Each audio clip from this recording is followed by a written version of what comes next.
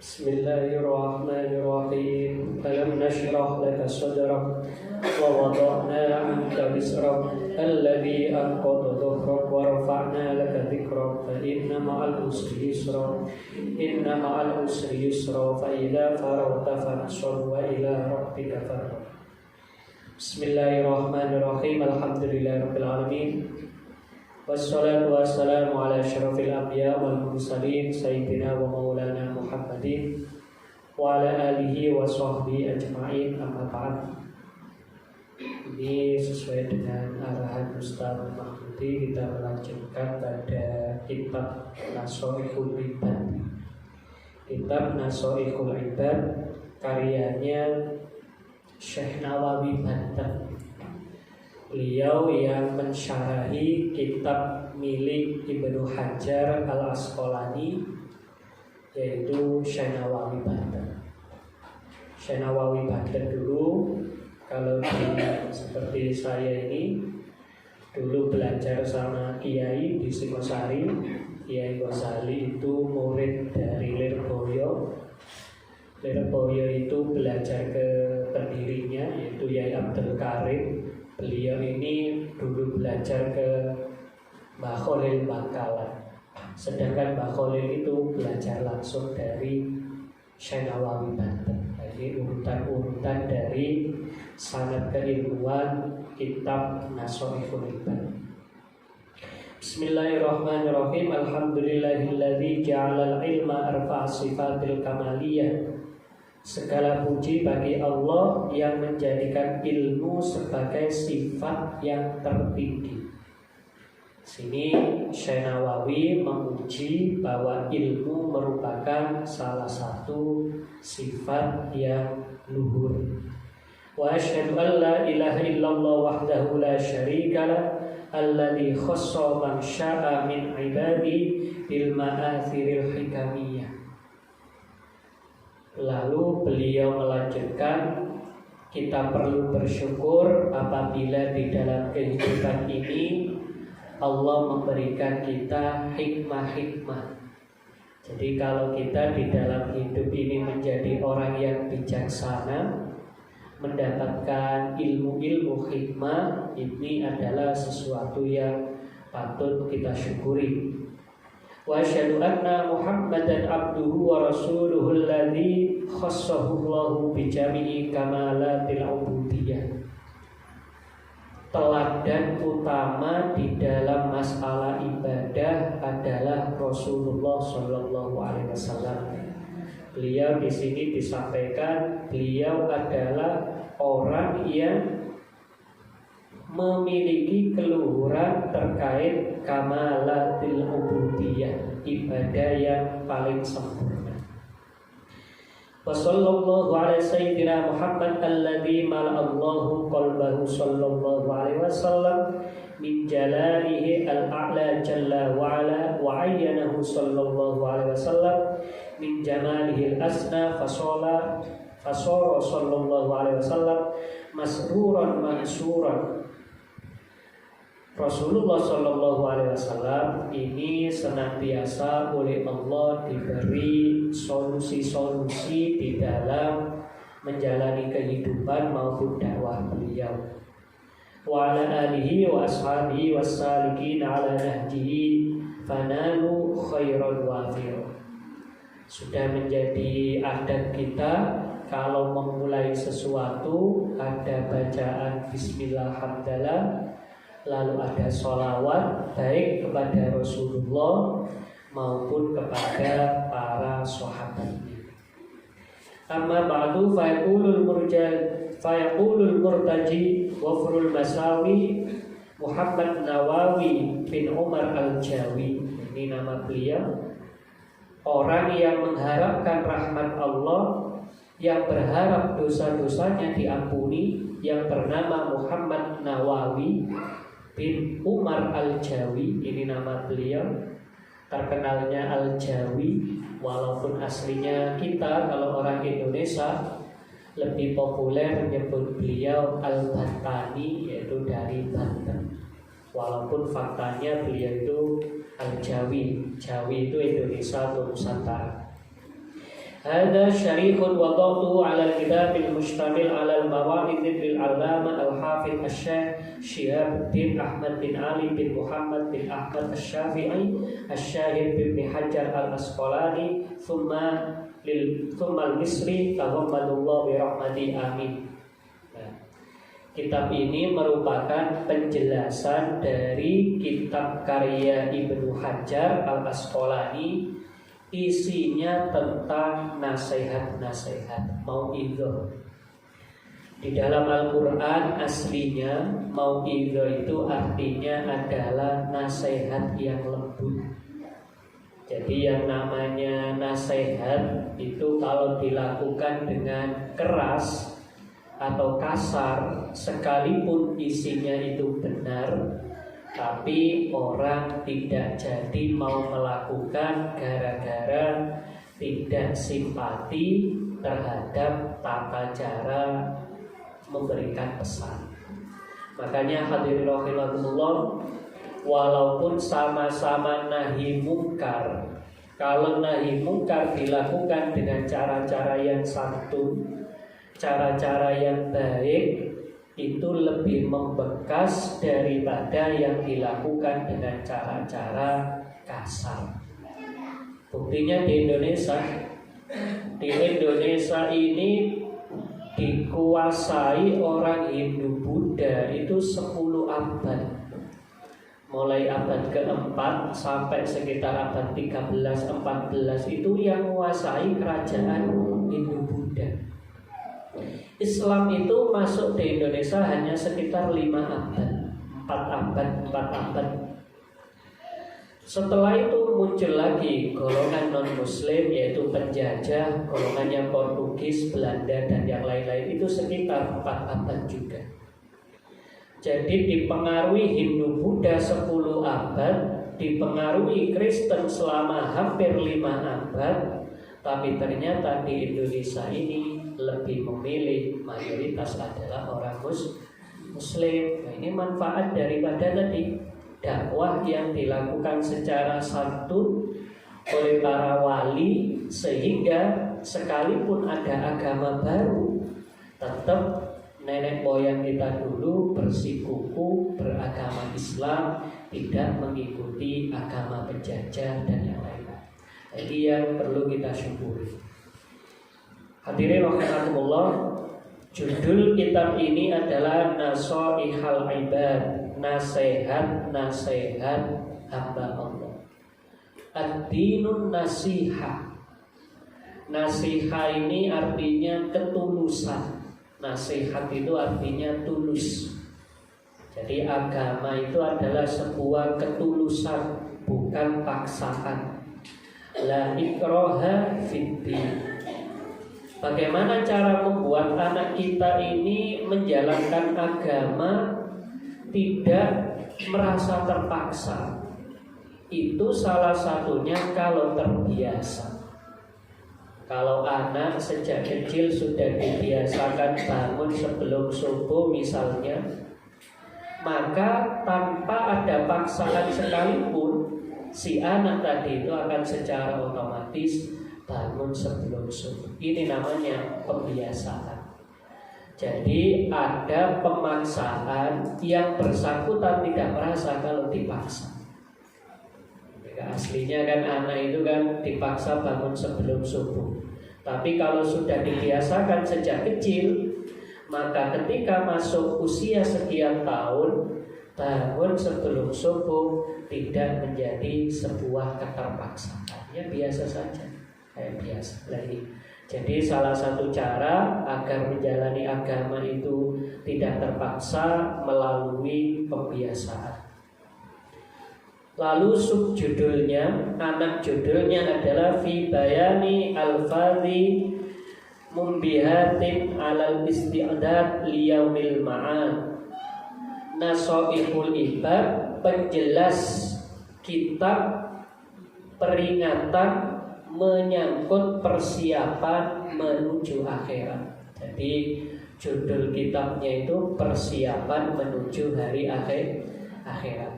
Jadi kalau di sini kita belajar kitab yang tujuannya adalah sebagai bekal kita untuk menyongsong yaumil ma'ad, yaitu hari akhirat.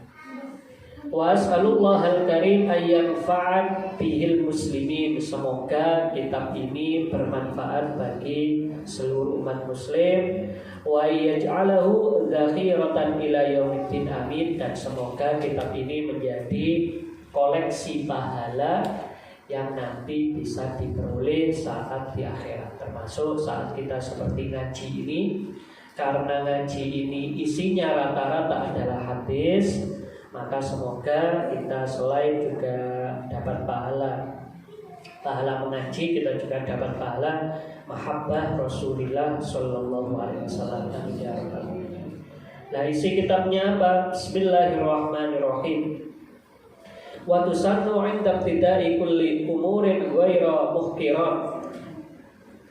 Kita disunnahkan baca bismillah dalam memulai setiap aktivitas, asalkan bukan aktivitas yang sepele. Mau nonton televisi bismillah, tidak usah, itu kan sepele itu tidak usah, Pak. Tidak usah pakai bismillah. Jadi sesuatu yang kira-kira sepele itu tidak usah pakai bismillah. Tapi kalau yang menurut kita penting dalam hadis itu zibalin, punya nilai kepentingan terhadap hati. Bal itu artinya hati. Kullu amrin zibalin, setiap urusan yang menurut hati kita ini penting, itu bisa diawali dengan bismillahirrahmanirrahim. Ini bismillah. Fa inna tarkaha fi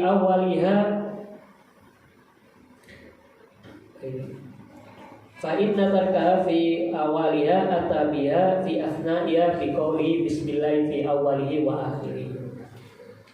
Kalau kita lupa bismillah di awal aktivitas, baru teringat di tengah aktivitas, maka bacanya bukan bismillahirrahmanirrahim, tapi diganti bismillahi fi awwalihi wa akhirih. Jadi kalau misalnya kita makan lupa tidak baca bismillah, di tengah makan diingatkan anaknya, loh kok nggak baca bismillah, lah kita bacanya tadi apa? Bismillahi fi awwalihi wa akhirih. Ini kalau kita terlupa tidak membaca basmalah di awal kegiatan, dan itu bacanya diganti bismillahi fi awwalihi wa akhirih. Alhamdulillah fi kulli hinin ay zamanin qalla au katsur. Prinsip di dalam hidup itu adalah alhamdulillah fi kulli hinin wa auqatin. Lebih mengedepankan memuji kepada Allah Subhanahu wa ta'ala. Kadang hadirin rahimakumullah, kita ini kalau membandingkan antara jumlah musibah dengan jumlah anugerah, itu aslinya lebih banyak jumlah anugerah. Tapi terkadang gara-gara satu musibah, itu seolah-olah kayak orang habis makan enak, lalu terakhirnya kena ri. Rinya itu cuma sekali, tapi langsung apa? Membekas, ya benda. Atau terakhirnya waktu makan enak-enak, akhirnya tersedak atau makan lombok, akhirnya kenikmatan yang tadi enak berubah menjadi tidak enak hanya gara-gara satu hal. Maka di sini kita diingatkan, memang yang namanya musibah itu sedikit, tapi terkadang justru yang lebih kita ingat, musibah bukan anugerah dari Allah Subhanahu. Jadi kalau kita punya keluarga yang kita ingat sakitnya, bukan sehat. Ya, ini di sini diajarkan alhamdulillah fi kulli hinin. Segala puji bagi Allah sepanjang waktu. Azminatin mahdudatin wa yamin atfin khosin ala nahwu saja. Wassalatu ala min Allah wa min ghairihi ala rasuli laka fatil khalqi asyrafil khalqi wa wakul ma'udadallahu ta'ala ala takbiri amma jabdul hikmah wal bariyat dan seterusnya. Hadirin rahimakumullah, dari segi sistematika bagaimana sistematika kitab Nasoihul Ibad ini? Di sini disampaikan fa inna minha al-mumbihat ma yakunu mathna wa minha ma yakunu thulathiyan ila tamamil asyrah wa jumlatul maqalat mi'atan wa arba'ah asyrah al-akhbar khamsatu wal arba'un wal bawaqi athar. Beliau ini kalau membuat kitab itu disusun berdasarkan angka. Nomor 1 hadis tentang yang hanya memuat satu hal. Nanti diikuti hadis-hadis yang memuat 2 hal. Lalu 3 hal, 4 hal, sampai nanti 10 hal. Jumlah total kalam hikmah yang ada di dalam kitab ini sekitar 214. Ini ada 214 hadis atau pendapat sahabat yang diajarkan. Nah, kita masuk yang hadis pertama. Fal hadisul awal ajazani bi al-allamah Syekh Muhammad al-Khatib asy-Syami tsumma al-Madani al-Hambali dan seterusnya. Jadi beliau ini punya riwayat sampai nanti Abu Dzar al-Ghifari fima yarwihi an Rabbi azza wa jalla qala. Hadis pertama yang dikutip oleh Ibnu Hajar atau di sini dijelaskan oleh Imam Nawawi adalah hadis qudsi. Hadis qudsi itu adalah hadis yang berasal dari Allah Subhanahu wa taala. Bedanya apa? Kalau hadis qudsi itu redaksinya dari Rasulullah. Kalau Al-Qur'an redaksinya dari Allah. Jadi bacaannya dari Allah, maknanya dari Allah. Sedangkan kalau hadis qudsi ini maknanya saja yang dari Allah, lafalnya dari Rasulullah SAW. Ini hadirin rahimakumullah sebuah hadis yang panjang, tapi kalau kita amalkan, ini insya Allah sampai seumur hidup ya gak akan selesai. Tapi kita bisa maksimalkan sepanjang hidup kita. Ya ibadi, wahai hambaku, inni haramtu dzulma ala nafsihi. Saya sendiri mengharamkan kezaliman pada zatku. Allah itu bahwasanya Allah itu tidak menzalimi para hamba. Dalam Al-Quran itu disampaikan Allah itu syakura. Allah itu apa? Syakura. Syakura itu apa? Maha bersyukur. Allah itu maha bersyukur. Apa artinya? Yang kita lakukan sepele, tapi balasan Allah luar biasa. Tapi kalau yang kita lakukan ini dosa, Allah gak akan menyiksa melebihi dosa kita. Man jaa bil hasanati falahu asyru amsalihha wa man jaa bis sayyiati fala yujza illa mithlaha. Kalau kita berbuat satu kebaikan, diberi pahala 10 kebaikan. Tapi kalau kita dosa sekali, siksanya juga cuma sekali. Nah, ini kan luar biasa. Ini ada orang kalau ibaratnya kita kerja 1 jam, gajinya 10 kali lipat. Tapi kalau pas kita nggak kerja 1 kali, potong gajinya cuma 1. Nah, ini kan luar biasa. Kalau kerja 10 kali lipat, kalau menolak hanya dipotong sesuai dengan dosa yang kita lakukan. Nah, ini namanya Allah tidak menzalimi. Termasuk dalam kasus-kasus kalau ada kemaksiatan kok sudah ditebus ketika di dunia. Ini dalam hadis disampaikan Allah malu untuk menyiksa seseorang itu 2 kali, itu malu. Ada orang terbukti mencuri, lalu di dunia dipotong tangannya, maka di akhirat sudah tidak dapat apa? Tidak dapat hukuman lagi. Kenapa? Allah malu menyiksa dua kali. Masa di dunia sudah dipotong tangan, di akhirat masih Masih disiksa ya enggak. Ini sama seperti kasus perzinahan. Ada sahabat namanya Ma'is. Ma'is ini terbukti berzina karena beliau ngaku kalau berzina. Lalu oleh Allah diberi keputusan hukum rajam, oleh Rasulullah dirajam. Setelah dirajam sampai mati, ternyata sahabat-sahabat yang lain ini komentar negatif.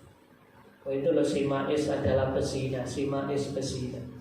Lalu Rasulullah bersabda, sungguh pahala taubat yang dilakukan Ma'is itu melampaui pahala orang-orang yang masih hidup.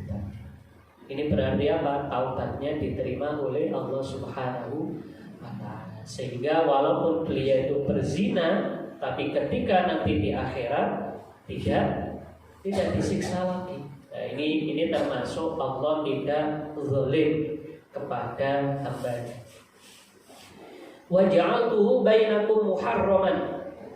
Kalau terhadap Allah saja itu haram, maka zalim ini menjadi keharaman di dalam hubungan satu sama lain.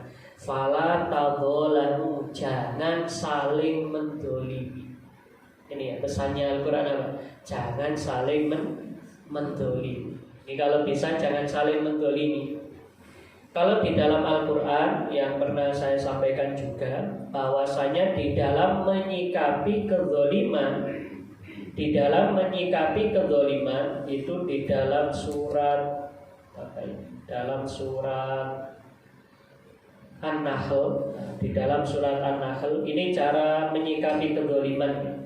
Bagaimana kalau kita di tempat kerja, kalau kita di masyarakat kok ada orang yang mendolimi kita, apakah kita mendiamkan saja? Kita dikasih pilihan di dalam Al-Quran. Di dalam surat An-Nahl ayat terakhir itu disampaikan seperti ini. Wa in aqabtum fa'aqibu bimithli ma uqibtum bih. Kalau kalian dizalimi oleh orang lain, kalian boleh membalas kezaliman orang tersebut. Ada orang menghina kita satu kali, boleh tidak kita balas menghina? Boleh. Asalkan apa? Sama. Kalau kita bilang ini kita dihina sekali, maka balasnya juga sekali, itu boleh. Jadi kalau kita sekali dihina atau kita dipukul sekali, boleh balas pukul sekali. Lalu dikasih pilihan yang kedua, wala in sabartum lahu khairul lisabirin. Kalau kamu tidak membalas, yaitu sabar, berarti yang demikian itu lebih baik. Wasbir wa ma sabaruka illa billah wa lam tahzan alaihim, dan seterusnya, bahwasanya ada pilihan. Di dalam hadis ada pernyataan seperti ini, unsur akhoka zoliman au mazluman. Kalau ada orang kok melakukan kezoliman, kita tidak boleh acuh tak acuh. Nah, ini harus bersikap tegas. Kalau ada kezoliman, misalnya ada anak kita kok membuli atau melakukan keburukan ke anak orang lain, atau dibalik anak kita yang jadi korban kekerasan anak orang lain, tidak boleh kita komentar, wah anak biarkan. Itu tidak. Kezaliman itu harus tadi unsur akhoka zaliman au mazluman. Tolonglah pelaku kezaliman maupun korban kezaliman. Alhamdulillah sekarang ini dengan banyak media sosial itu seringkali kalau ada kezaliman itu ketika sudah masuk di ranah publik, biasanya kezaliman tadi akhirnya terhenti. Kalau tidak, ya akan berkelanjutan atau terus-menerus. Ya ibadi kullukum dhalun illa man hadaitu fastahdudni ahdikum. Kalian semua ini aslinya tidak tahu apa-apa. Dhalun itu bingung. Wa wajadaka dhalan fahada. Allah menjumpai Rasulullah itu bingung, tidak memahami urusan masyarakat, lalu oleh Allah dikasih wahyu, akhirnya beliau paham. Sama, aslinya kita semua ini belum mengerti hukum Islam. Kita masih bingung hukumnya ini, hukumnya itu, tidak ngerti. Lah bagaimana cara ngertinya? Di sini disampaikan fastahdudni, mintalah petunjuk kepada Allah Subhanahu wa ta'ala. Bagaimana cara minta petunjuk kepada Allah? Caranya ada dua. Pertama tentu lewat doa, ihdinas siratal mustaqim, doa, ya Allah berilah aku hidayah, Allah mahdini fiman hadait, itu berdoa. Lalu yang kedua, manihtada fa innama yahtadi li nafsi, siapa yang berusaha cari petunjuk maka dia yang akan diberi petunjuk. Jadi ada usaha. Satu lewat usaha dengan mengikuti pengajian, membaca dan sebagainya, dari situ akan dapat hidayah. Lalu yang kedua, berdoa agar dapat hidayah. Ya ibadi kullukum ja'in illa man at'amtuhu fastat'amuni ut'imkum. Wahai hambaku, kalian semua itu pada dasarnya kelaparan. Tidak semua ini aslinya kelaparan. Maka mintalah makan, mintalah rezeki makanan kepada Allah Subhanahu wa ta'ala. Jadi hadirin rahimakumullah, kita ini punya satu tanggung jawab. Kita sebagai makhluk itu tandanya adalah kana yakulanit ta'am. Tanda manusia itu adalah dia makan. Nah, yang namanya makan di sini disampaikan mintalah kepada Allah Subhanahu wa ta'ala. Jadi yang kita minta itu, yang kita andalkan itu adalah Allahnya, bukan pekerjaan. Hadirin rahimakumullah, bisa jadi orang punya profesi sama tapi rezekinya berbeda. Saya kepingin niru bapak itu, ibu itu kerjanya jualan buah, sukses. Saya kepingin niru sukses. Itu belum tentu. Pekerjaannya bisa ditiru, tapi apa? Profesi rezekinya belum tentu bisa ditiru. Sama seperti obat-obatan juga seperti itu. Ada orang sakit flu, obat itu loh, kalau minum obat ini sembuh. Nah, kita nyoba obat yang sama ternyata tidak. Nah, ini karena apa? Karena bisa jadi yang kita andalkan obatnya, bukan si pemberi kesembuhan, yaitu Allah. Bisa jadi yang kita andalkan adalah pekerjaannya, bukan yang memberi rezeki. Boleh kita jadikan inspirasi, tapi tidak boleh dijadikan kepastian. Saya kalau bisnis ini pasti sukses, saya kalau niru orang itu pasti sukses. Itu tidak.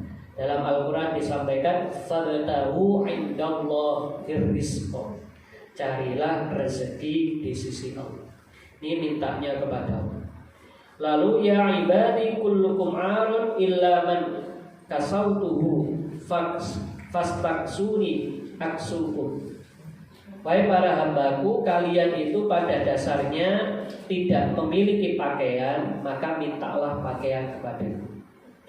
Jadi di sini semua kebutuhan hidup kita disuruh minta kepada Allah Subhanahu. Nah, kita jangan terkecoh. Kita ini kadang mungkin karena himpitan ekonomi atau apa terkecoh. Misalnya apa? Ingin dapat kekayaan, cari pesugihan. Dapat pesugihan ke dukun, yang dukun tadi nggak kaya. Ini dukun pesugihan, tapi dukunnya sendiri apa? Nggak kaya. Ini kan unik.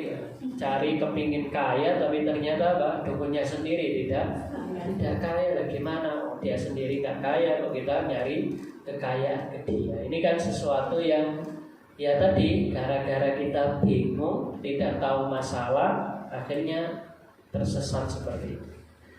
Maka di dalam Al-Quran disampaikan Qul huwallahu ahad Allahus. Apa artinya Allahus samad? Allah la tumpu penentuan segala sesuatu. Jadi di sini diarahkan kepada Allah. Ini masalah akidah nih, masalah akidah, segala kebutuhan hidup kita diarahkan kepada Allah Subhanahu. Lalu yang berikutnya, ya ibadi innakum tukhti'una bil-laili wan-nahar wa anna aghfiru dzunuba jami'a fastaghfiruni aghfir lakum. Wahai hambaku, kalian itu punya potensi bermaksiat siang atau malam. Kita ini kan dalam 24 jam punya potensi apa? Bermaksiat, mesti ada maksiat. Kalau kepingin nggak maksiat, tidur itu kan nggak maksiat. Ada orang tidur. Ketika seseorang bermaksiat, di sini diminta untuk beristighfar. Ini istighfar. Lah bagaimana cara istighfar? Kalau yang diteladankan oleh Rasulullah SAW, nah kita beristighfar ya setidaknya setelah selesai sholat. Ini yang diajarkan setiap selesai atau dalam sehari 70 kali ini istighfar. Lalu ya ibadi innakum lam tablughu durri fatadurruni wa lam tablughu naf'i fatanfa'uni. Sesungguhnya ibadah kita maupun maksiat kita sama sekali tidak mempengaruhi keagungan Allah. Kita maksiat itu nggak ngefek kepada Allah Subhanahu wa ta'ala. Kita taat juga nggak ngefek kepada Allah Subhanahu. Ini bahasa sederhananya kayak gini. Apa yang dilakukan semut nggak ngefek ke kita. Kita kan nggak tahu ya, entah semut sekarang lagi jalan-jalan, entah lagi makan, entah lagi minum, ada nggak efek ke kita? Nggak ada efeknya sama sekali. Ya sama seperti itu. Loh, kalau kita saja apa yang dilakukan oleh semut tidak ada efeknya sama sekali. Dalam bahasa yang mirip, apa yang kita lakukan itu tidak berefek pada Allah Subhanahu wa ta'ala. Kalau semua makhluk di bumi ini maksiat, nggak membuat Allah turun derajatnya dari Tuhan, ya enggak. Kalau seluruh bumi ini taat, tidak menambah sedikit pun kekuasaan Allah Subhanahu wa ta'ala. Ini artinya apa? Kalau kita ibadah demi kepentingan diri sendiri, kalau kita meninggalkan maksiat juga demi kepentingan diri sendiri. Ini kalau dalam bahasa Al-Quran itu masuk pada ku anfusana, jagalah diri kalian. Nah, ini terkait manfaat taat maupun dampak maksiat itu tidak ada hubungannya dengan kekuasaan Allah Subhanahu wa ta'ala. Ya ibadi law anna awwalakum, ini seterusnya ya, wa akhirakum wa insakum wa jinnakum kanu ala qalbi rajulin wahidin minkum ma zada dzalika fi mulki syai'a. Wahai hambaku, seandainya seluruh makhluk zaman dulu sampai nanti hari kiamat, dari bangsa manusia maupun bangsa jin, mereka semua bertakwa 100%. Takwanya 100%. Sama sekali tidak menambah kekuasaan Allah. Sebaliknya, lau anna awwalakum wa akhirakum wa insakum wa jinnakum kanu ala afjari qalbi rajulin wahidin minkum ma naqasa dzalika mulki syai'an. Tidak ada dampak kemaksiatan.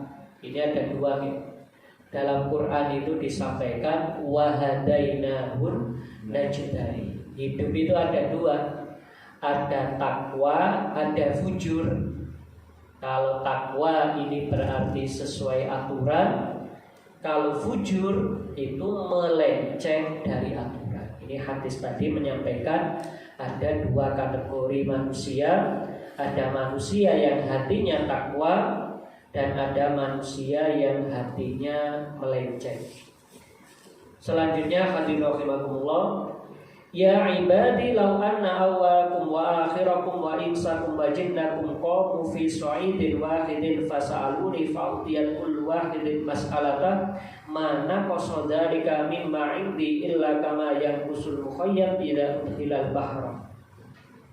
Seandainya seluruh makhluk sejak zaman permulaan bumi sampai hari kiamat semua minta dan semua diberi oleh Allah, kok seandainya Allah itu memberi semua permohonan kita 100% diberi, sama sekali tidak mengurangi kekayaanku, katanya Allah, kecuali bagaikan jarum dimasukkan ke laut lalu diangkat lagi, berapa air yang ada pada jarum? Ada samudra yang luas, kita disuruh ngapain? Jarum. Meletakkan jarum. Setelah kita letakkan, kita angkat berapa presentase air yang ada di jarum tadi dibandingkan jumlah air seluruh samudra yang ada di dunia. Itu enggak seimbang. Jadi hadirin rahimakumullah, artinya apa? Kalau kita minta kok tidak diberi, bukan berarti Allah kikir. Oh, ini Allah lagi miskin. Ini tuduhannya kaum Yahudi kan gitu. Tuduhannya kaum Yahudi dulu Allah itu miskin. Tuduhannya Muhammad itu miskin. Di dalam Al-Quran itu kan disampaikan bahwasanya gullat aydihim wa lu'inu bima qalu bal yadahu mabsuutatan, bahwasanya Allah itu dituduh kikir, tidak mau memberi. Ini ada agama kok senengannya minta-minta, tidak malah memberi. Tampaknya agama Muhammad ini Tuhannya kikir, Tuhannya miskin. Kenapa? Bolak-balik minta bantuan, ada zakat, ada sodako, ada ini, ada ini. Jadi kaya-kaya Tuhannya butuh bantuan. Itu dianggap Tuhannya apa? Tuhannya Nabi Muhammad miskin. Nah, tadi baliyadahu mabsuut. Allah bukan berarti miskin. Allah tadi tentu ada hikmah kenapa kok Allah itu tidak mengabulkan doa. Biasanya ada makna ya. Pertama, dikarenakan memang belum memenuhi syarat. Dalam sebuah hadis disampaikan ada orang berdoa khusyuk tapi nggak dikabulkan. Kenapa? Bagaimana bisa dikabulkan? Dia doa padahal makanannya dan minumannya itu haram. Nah, ini berarti apa? Ada orang doa tidak dikabulkan gara-gara masih belum memenuhi syarat. Lalu yang kedua, di dalam hadis disampaikan ada orang berdoa lama tidak dikasih oleh Allah. Kenapa? Nanti ngasihnya nunggu di akhirat. Karena apa?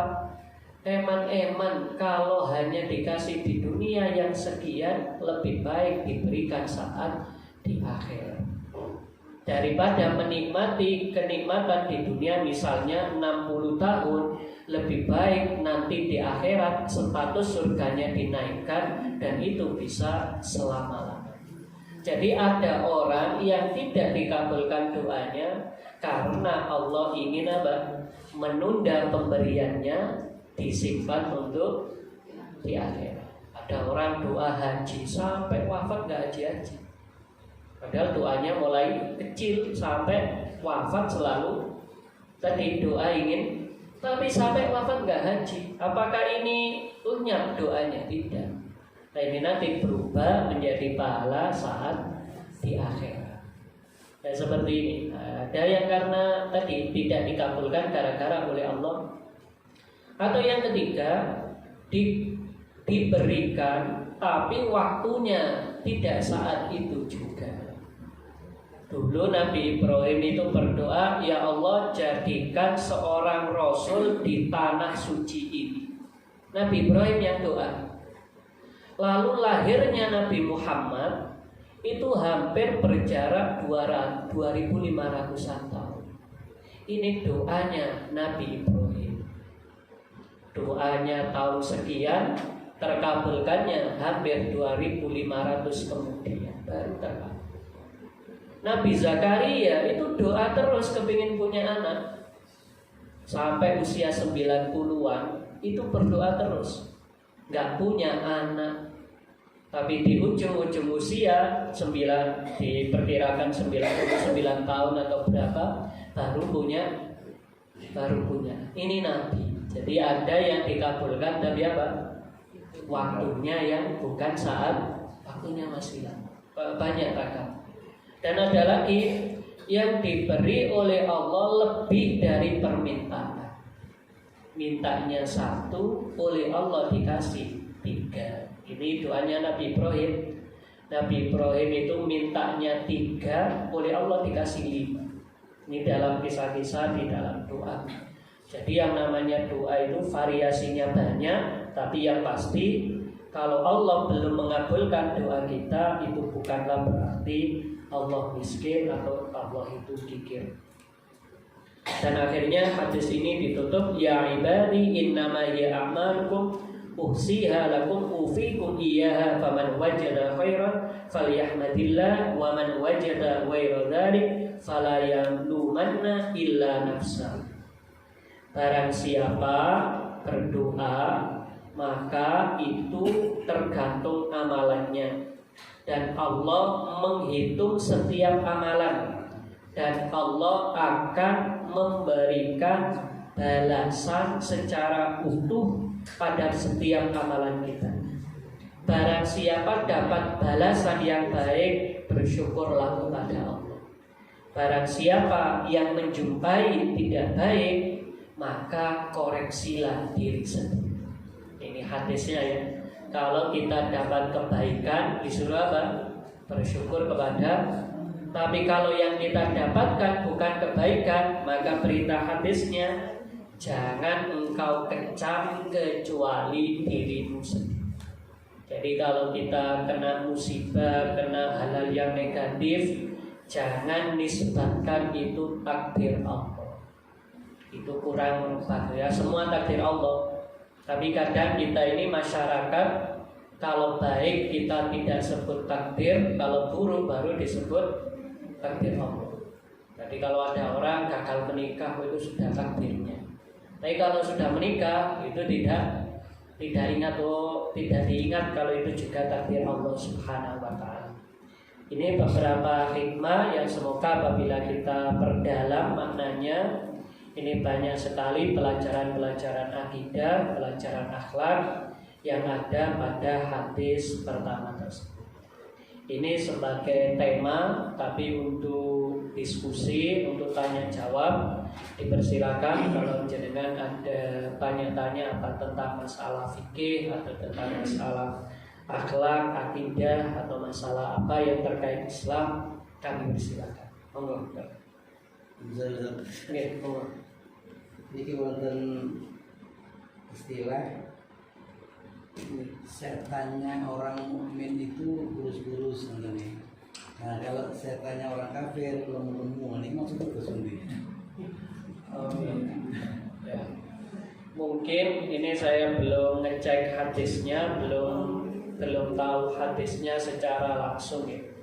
Tapi yang saya pahami biasanya dalam konteks ketika kita makan sesuatu kok tidak diawali basmalah, maka setan ikut serta. Akhirnya gemuk-gemuk juga. Kenapa ikut makan tadi? Ikut makan akhirnya gemuk. Ini kalau kita maknai awam ya kayak gitu. Kalau kita makan kok nggak baca Bismillah, tapi ini jangan dipandang gini. Itu banyak orang barat sampai obesitas itu makan nggak pernah baca basmalah tapi gemuk. Kalau orangnya saja gemuk, apalagi setannya kan gitu. Setannya tambah gemuk sekali. Tapi kalau apa? Orang Muslim mengawali pakai basmalah. Nah, kalau pakai basmalah otomatis setannya tadi terhindar. Kalau kita baca Bismillahnya di tengah-tengah ada yang bilang dimuntahkan macam-macam. Tapi kita tidak arahkan ke sana. Yang menurut saya yang paling penting adalah kalau seseorang itu cara menghindari setan itu kan fasta'idz billah minasyaitonir rajim. Kalau ingin menjauhkan setan, mintalah pertolongan kepada Allah Subhanahu wa taala. Sehingga apabila setan ini jarang dikasih makan karena orang muslim tadi sering membaca zikir, lambat laun ya kurus-kurus tadi. Dia lemah dalam pengertian dia lemah untuk menggoda. Di dalam keterangan ayat yang lain dikatakan inna kaidasyaiton kana dhaif.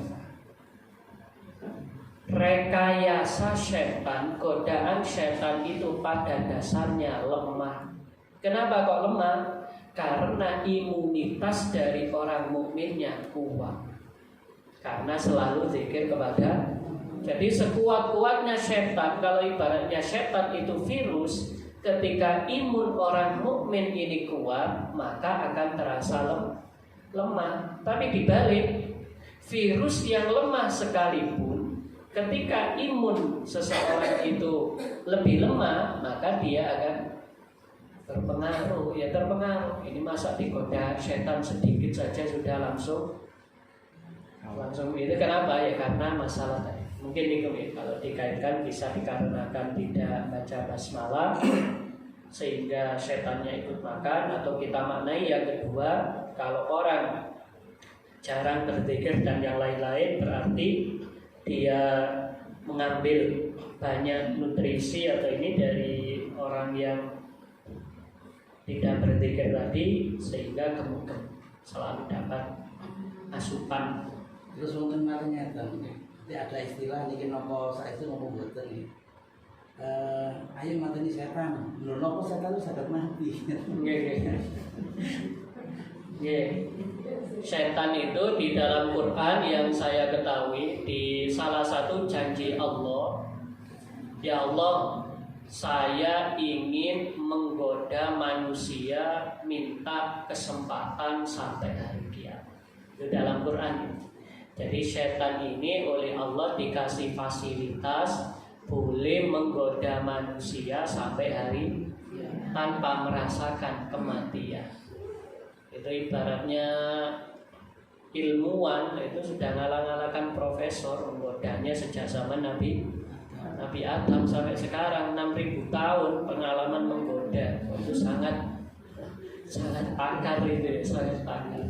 Makanya kalau kita melawan setan pakai kecerdasan itu keliru, karena setannya lebih cerdas. Tidak boleh pakai kecerdasan kita. Pakainya ya fasta'idz billah, a'udzubillahi minasyaitonir rajim itu. Lalu yang kedua itu hanya bahasa ini, bahasa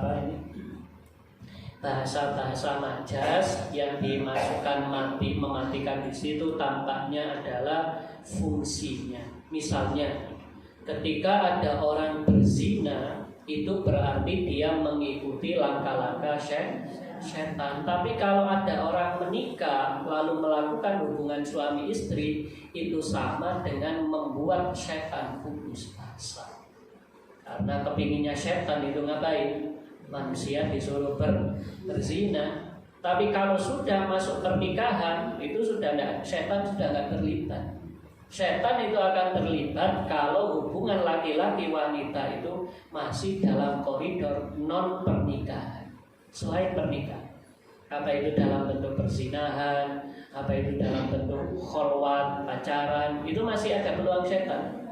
Kholwat, ikhtilat itu masih ada. Tapi ketika sudah menikah, setan sudah nggak ikut campur di situ. Jadi artinya apa? Perannya, fungsinya sudah mati. Ini kalau terkait dalam konteks pernikahan. Jadi mungkin yang dimaksud mematikan setan di situ adalah mematikan fungsinya. Karena dalam ayat Al-Quran disampaikan setan minta tempo kepada Allah agar diberi kesempatan menggoda sampai hari sehingga setan nggak mati. Lah yang ada setan terbelenggu. Setan terbelenggu pada saat Ramadan. Tapi setan punya partner, punya kader. Kadernya setan namanya hawa nafsu. Jadi walaupun setan sudah terbelenggu, ketika hawa nafsu masih menguasai, ya tetap ada maksiat.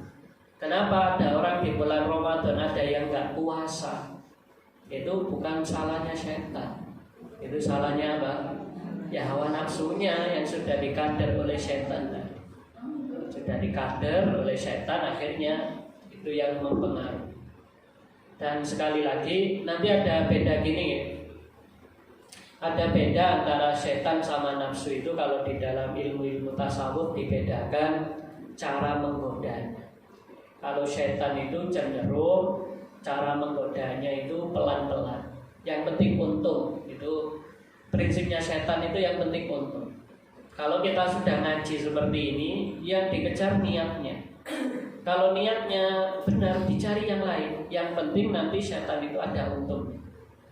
Untung itu artinya kita melakukan sesuatu tidak sempurna. Tapi kalau hawa nafsu itu lebih membahayakan. Kalau hawa nafsu itu apa? Lebih membahayakan. Makanya di dalam Al-Quran itu disampaikan wanahan nafsa anil hawa. Salah satu tanda orang baik itu mampu meredam gejolak hawa nafsu. Saya kira niku. Jadi ini kalau ada kalimat zabaya gubu itu betul mati ya, berarti apa? Hanya hancur atau nih, hancur terus. Itu kan apa? Maminatin ya guru Bismillahirrahmanirrahim. Illa zaba syaitan kama yagubu rasul alana. Itu berarti lebur. Bisa jadi kalau dibuat bahasa ilustrasi hadis tadi, apabila seseorang baca kalimat thayyibah tertentu, maka dia akan lebur bagaikan leburnya timah atau apa ketika kena panas.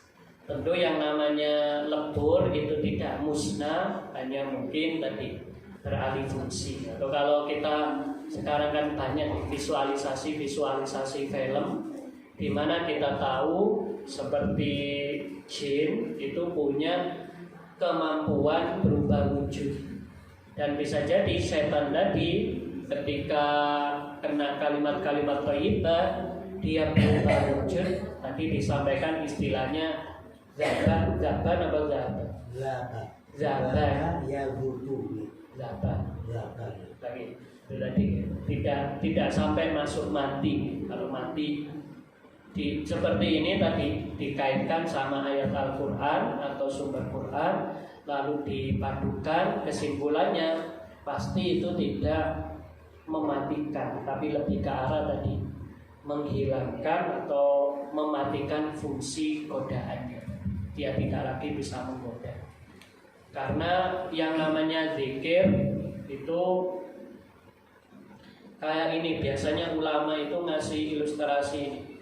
Zikir itu kayak apa ya? Kayak air. Zikir itu kayak air. Sedangkan setan itu kayak angin. Kalau dalam sebuah gelas kok kita isi air, maka anginnya akan sedikit. Tapi kalau gelas tadi jarang air, maka lebih banyak diisi air. Jadi biasanya ulama tasawuf itu mengilustrasikan kayak gitu. Setan itu ya kayak hawa atau kayak angin, udara, sedangkan zikir itu kayak air. Sehingga apabila dalam satu gelas kok di situ terus diisi air, maka tidak membuka kesempatan bagi udara untuk masuk di dalam. Tapi ketika air tadi berkurang, maka di situ akan masuk udara dan seterusnya.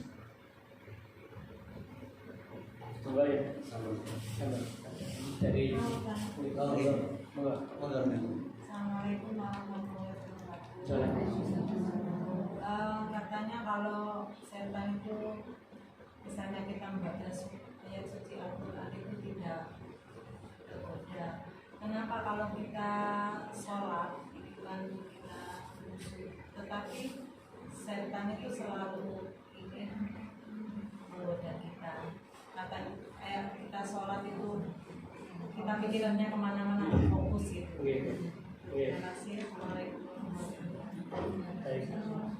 Tadi saya sampaikan ya, khusyuk itu arti aslinya itu konsentrasi. Khusyuk itu artinya konsentrasi. Konsentrasi minimal itu adalah gerakan. Kalau kita sholat tidak banyak bergerak. Kemudian khusyuk nanti bisa ke khusyuk pikiran. Pikirannya itu misalnya fokus terhadap bacaan Al-Quran. Nah kemudian kalau khusyuk masuk ke hati, maka tadi isi hatinya tadi memang tidak sampai ke sana kemari. Nah, ini pada dasarnya makna khusyuk seperti itu. Nah, ternyata tadi walaupun kita sudah membaca Qul a'udzu birabbin nas atau apa-apa sebelum sholat, kita sudah berdoa Qul a'udzu birabbin nas, malikin nas, ilahin nas, min syarril waswasil khannas, tetap saja ada pengaruh-pengaruh. Dan di situ bisa jadi itu karena faktor nafsunya. Jadi yang menggoda tadi itu nafsunya, atau bisa jadi yang kedua, apa yang kita baca tadi ternyata belum bisa menjaga diri kita dari godaan setan. Ini dari segi kualitas. Mungkin kualitas bacaannya, kualitas kita doanya belum kuat sehingga masih tetap bisa diterobos oleh setan. Sama seperti kalau kita inilah kayak dalam kasus-kasus tertentu orang meskipun sudah baca Al-Quran dan sebagainya, kadang ya masih digoda setan saja. Itu ya urusannya ada dua. Nomor satu bisa karena berasal dari nafsu. Walaupun setan sudah tidak mengganggu, nafsulah yang mengganggu, yang membuat kita memikirkan hal-hal di luar sholat. Walaupun dalam sholat yang kita pikirkan di luar sholat. Lalu yang kedua bisa jadi meskipun kita membaca zikir kita tadi masih belum mujarab sehingga tidak bisa menjaga dari godaan setan. Seperti itu. Mungkin jawabannya seperti itu. Mungkin ya. Assalamualaikum. Mohon penjelasannya Pak Ustaz soal jalan santai. Jalan-jalan. Ya. Jika diharuskan membeli untuk keikutsertaannya anggota peserta, dan gimana kalau sudah terlanjur membeli? Beli untuk itu urusannya masalah musabaqah disuruh untuk daftar atau apa? Jalan santai kalau mau ikut harus beli kupon. Ya. Terus ini dapat hadiah. Hukumnya itu gimana Pak? Hukum membeli. Nah itu kan pilihan ya. Nah kan ya. Kan ada bilang itu sama kayak judi. Undian berhadiah, ada undian berhadiahnya itu. Biasanya judi itu kalau semuanya ini saya tarik uang, lalu uangnya saya kumpulkan jadi satu, kemudian siapa yang menang saya ambilkan dari sini, itu yang dimaknai judi. Tapi kalau uang pendaftaran itu beda sama uang hadiah, itu sudah tidak masuk kategori judi. Yang namanya judi itu kan kita pertaruhkan. Jadi uang tiket semua dikumpulkan jadi satu, lah uang tiket atau kupon tadi dikumpulkan jadi satu, lalu dirupakan menjadi hadiah. Nah itu yang disebut dengan judi, karena kita sedang sedang mempertaruhkan. Tapi kalau antara uang pendaftaran atau uang kupon sama uang hadiah itu berbeda, maka para ulama ya tidak menyebutnya itu judi, karena hadiahnya tidak berasal dari atau mungkin kan juga ada ya, tapi nggak 100%.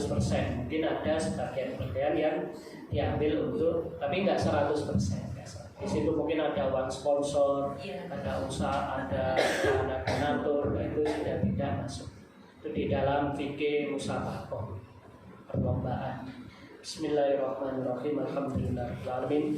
Allahumma alimna ma yanfa'una wanfa'na bima 'allamtana wa zidna ilman wa amalan taqabbala ya akramal akramin. Arinal haqqa haqqan warzuqna ittiba'ah wa arinal batila batila warzuqna ijtinabah. Inna nas'aluka Rabbana atina fid dunya hasanah wa fil akhirati hasanah bi barakatil Fatihah. Subhanakallahumma bihamdika asyhadu an la ilaha illa anta astaghfiruka wa atubu ilaik. Wassalamu alaikum warahmatullahi wabarakatuh.